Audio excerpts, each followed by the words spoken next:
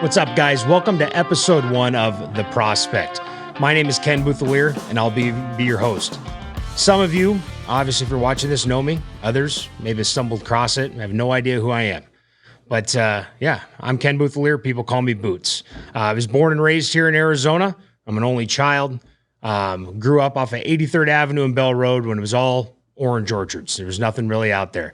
Arrowhead Mall and the sports complex got put in early elementary school, and it started to grow from there. Left home when I was 14 years old to pursue a hockey career. I grew up playing hockey here in the Valley from the time that I was 3 years old. At the time, hockey here in the Valley was not what it is today, where if you were any good, you generally had to leave to pursue anything further, and I did that. So I turned 14 in July, left home in August, and we were off and running. Folks stayed here in Phoenix. I lived with billet families, similar to like foreign exchange student type things. Lived in a dorm at one point at one of the places I was playing. And I spent my high school years in Minnesota and Michigan. After high school, I was fortunate enough to play in the North American Hockey League for 3 years up in Fairbanks, Alaska for the Ice Dogs. I'm still involved with that program, have been really nonstop since I started playing there in 2002 and wrapped up my playing career there and in general in 2005 when I broke my back. After that, spent a couple years coaching at that level and in the Western States Hockey League before running into a snafu that we all kind of run into in life. Things unprecedented happen, things unexpected happen. So I received a job offer from an expansion hockey team and another comparable league. Signed a contract, bought a home at this location, had training camp, signed players to contract, and a week before our first game, the ownership folded the team before the first season could get off and running. I was stuck owning a home, having no job, and really no direction as my playing career was cut short due to breaking my back. I quickly adapted into coaching, thought that was going to be my life's pursuit. And now here I am with a mortgage payment in 2007, right before the crash, and no idea what I was going to do. As a default, I had a family member that worked for a local credit union here in Phoenix. I reached out to him, and he was able to get me a job as a banker at the credit union, where I quickly figured out what really real life is all about and what it means to try to beat everybody at everything. So you would think that came through sports and athletics. For me in particular, I was always good enough to get to the next level, but not nearly the best guy. I was a role filler. I was the only guy in Phoenix in my general age group that filled the role that I filled, and generally wherever I went until I got older, 18, 19, 20, I was generally the only guy filling that role where I was at. Team guy, fought when I had to fight, blocking shots, all the not fun stuff, the dirty stuff that most people don't want to do, I did.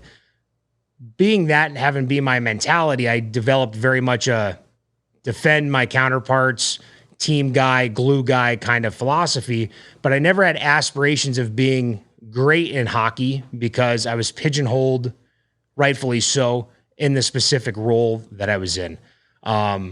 So yes, I worked out very hard. I trained very hard, but I did it specifically for the role that I knew that I was going to be filling. I had no aspirations of being any better or any more than what I was. When I started my life in finance, being a banker at the credit union, it was completely new to me. I had no idea what my role was, where I was going to be, but I quickly figured out that I could be the best at whatever it is I was doing within the financial landscape. So I was a banker, quickly rose up to being one of the top bankers within the credit union, which immediately prompted me to start moving into branch management, moved up the ladder within branch management as quickly as you can. Obviously, they have certain time periods. They have to be at every position before you're allowed to promote. As soon as I hit those time periods, I promoted up, ultimately managing my own branch for a number of years, which was good. Built a great team. We had a lot of success. Me individually, my team members had a lot of success, but it came monotonous. And I am not a complacent person by any means. Complacency is a killer. The people I know in my life that are unhappy, unfulfilled, are people that are complacent to where they're just acknowledging and accepting that they're unhappy, but they don't have what it takes to put their balls on the line and try something new, try something different, and try for more. So through the financial world and branch management, I realized I've mastered this consumer banking on the storefront level, and what is next. So I transitioned over into real estate lending, writing residential mortgages for our members at the credit union. Quickly rose up there as well. Over the last 2 years at the credit union, I was top sales performer for dollars, broke monthly records for all-time production, broke annual records for all-time production, and I enjoyed a lot of success there. But I was also handcuffed there by really being able to continue to grow. I was boxed in by the limitations of which that were set out in front of me, that the credit union is going to be a conservative lender. They're going to follow what are called, QM guidelines for those of you in the industry in real estate that know what that means. The creative financing solutions for our self-employed borrowers are borrowers that might have a great amount of assets and wealth, but not a steady stream of income that's able to be documented. I knew what the solutions were, but I wasn't able to offer them. I was very handcuffed, and again, got to a point to where if I was complacent, I'd be fine, making a really good living, and it was pretty easy. And I could have rode that out for the next 30 years until I hung it up, and I chose not to do that. In March of this year, I left the credit union after 15 years there and started my own mortgage team called Team Lend Pro, and we're with Spire Financial in North Scottsdale. That's where our main brick and mortar office is. Unbelievable office space. The guy that runs Spire for Arizona is an unbelievable human, takes great care of the guys that are underneath him, and has afforded me the possibility to build my own thing in Team Lend Pro and run with it and give me all the support and resources that Spire has available, with allowing me to do basically everything else I want adjacent to that. So that's where we've been since March. It has picked up a lot of steam quickly. It has gone very well. Now, ultimately, when I left the credit union in mid-March, it was right before things got very chaotic as far as interest rates goes and the market taking a massive shift. When I left the credit union in March, inventory in Maricopa County was around 6,000 homes. Today, we're over 18,000 homes. So in 4 months, that has tripled. This episode, we're not going to get into any real estate specific stuff. We're going to get to that down the line. I'm going to be interviewing guests within the real estate space, the sales space, the coaching space, the marketing space, financial advisors, and as well as guys. Most of them are going to have some level of sports background as well, because it's interesting to see how sports correlate to where our careers are today.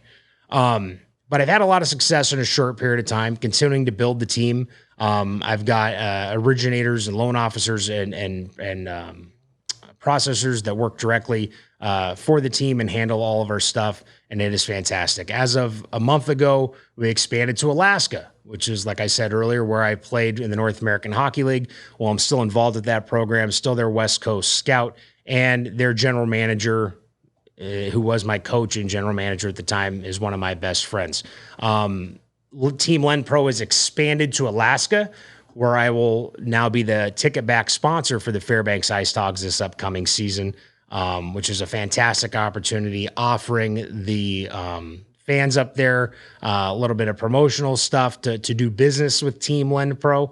But the Fairbanks Ice Dogs are the only gig in town. You got a small town. There's a Division I college hockey team as well, but the schedule's offset. So generally there's no competition in town. It's hockey. It's a North American Hockey League team. It's college hockey. And it's going to be a great opportunity for Team Lend Pro to grow up in Alaska. But that's kind of my quick synopsis of an introduction on where I came from, how I got to where I am today. Over the course of this podcast and episodes down the line, we will go down some rabbit holes on particular stories. They will be entertaining. They will be enlightening, and you'll definitely get a chuckle out of it. Now, on my personal life, now that's professional. Personal life, I actually came back to the Valley in 2007. Later that year, I met my now wife. She also worked at the credit union. She was coming up through being a banker and becoming management as well. dated off and on for a couple years, ultimately getting engaged in 2010, married in 2011. And we've got two awesome little girls that are 9 and 5. My youngest will actually be 6 next week. And their characters, they're fantastic kids. Neither one of them is very much like my wife. Both are like me, but they're both opposite ends of my spectrum. One is very romantic and caring and thoughtful. And the other one, there's always an angle. She's always working you. There's something going on, and she's not afraid to let you know how she's feeling. And those are both ends of my spectrum, and I try to balance them every day. Now I'm trying to get my kids to find a happy medium as well. So to wrap up episode 1, I know I'm not going to take too much of your time on this one. I wanted you guys just to get to know me and know what's to come. But the big takeaway that's gotten me to where I am right now professionally is not being complacent. And that's what I want the takeaway to be for you today is don't be complacent.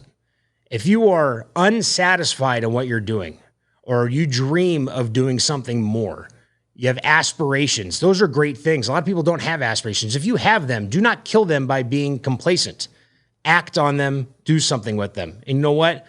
It's generally going to take a roll of the dice, putting your nuts on the line, and maybe spending a little bit of dough. Maybe doing things that take you outside of your comfort zone. Having the correct network of people around you, right? You see all these cliches, guys on TikTok and Instagram of, you are the result of your sphere of 5 people around you.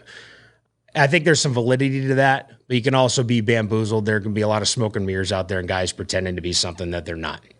But do not be complacent. That's the takeaway from episode 1. Guys, we're going to be rolling this out initially once a month. I think that's a fair timetable in order for me to line up the appropriate guests, have them come in and be able to offer you something worth watching. If this picks up steam, could it become every 2 weeks, every week? It absolutely could. And you know what?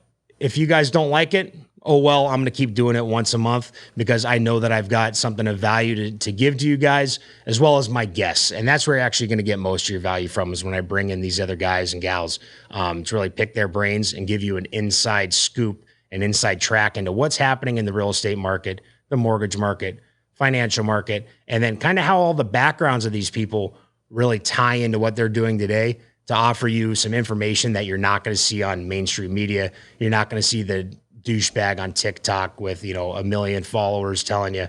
You're going to get it real. You're going to get it from people that are in the trenches every single day, meeting with clients, getting deals done, and provide you some value. So thank you for getting through episode 1 of The Prospect. We'll see you next time.